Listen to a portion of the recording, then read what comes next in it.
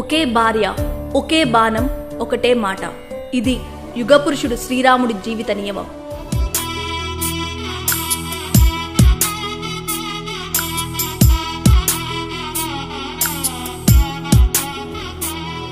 అందుకే రాముడు మనందరికీ ఆరాధ్య దైవంగా మారాడు. పురుషోత్తముడిగా ముక్కోటి దేవతలతో కీర్తించబడుతున్నాడు. దాదాపు 7000 సంవత్సరాల క్రితం త్రేతాయుగంలో సూర్యవంశంలో శ్రీరాముడు జన్మించాడు. శ్రీరామ జననం నవమి రోజునే జరగడంతో ఆ రోజునే మనం శ్రీరామ నవమిగా జరుపుకుంటున్నాం. ఈ సంవత్సరం నవమి తిథి ఏప్రిల్ 16 మధ్యాహ్నం 1:23 నుంచి ఏప్రిల్ 17 మధ్యాహ్నం 3:14 వరకు ఉంది.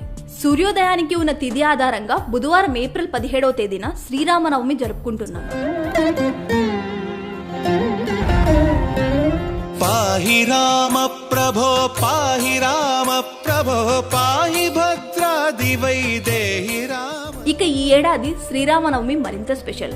అయోధ్యలో బాలరాముడు కొలువు తీరిన తర్వాత వచ్చిన మొదటి శ్రీరామనవమి ఇది.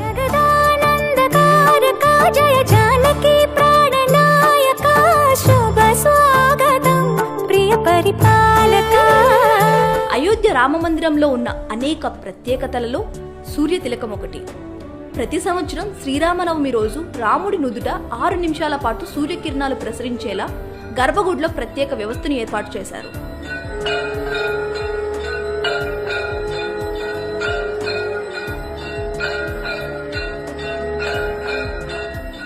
మూడో అంతస్తు నుంచి నేరుగా రామయ్య నుదుట కిరణాలు ప్రసరించేలా కొన్ని పరికరాలు అమర్చారు. అయితే రామమందిరం ఇంకా నిర్మాణ దశలో ఉన్నందున ఈ ఏడాదికి సూర్య తిలకం సాధ్యం కాకపోవచ్చని అయోధ్య రామమందిర ప్రారంభోత్సవ సమయంలో ట్రస్ట్ సభ్యులు అన్నారు. కానీ ఈ ఏడాది ఆ అద్భుతాన్ని ఆవిష్కరించే ఏర్పాట్లు జరుగుతున్నాయి. దానికోసం ట్రయల్ రన్ నిర్వహించారని, ఈ ఏడాది శ్రీరామనవమి రోజే ఇది సాధ్యం అవుతుందని శ్రీరామ జన్మభూమి తీర్థక్షేత్ర ట్రస్ట్ వెల్లడించింది. రూర్కీలోని సెంట్రల్ బిల్డింగ్ రీసెర్చ్ ఇన్స్టిట్యూట్ కి చెందిన నిపుణులు ఈ సూర్యతిలకం కార్యక్రమాన్ని సజావుగా నిర్వహించేందుకు అయోధ్యలో ఏర్పాటు చేస్తున్నారు.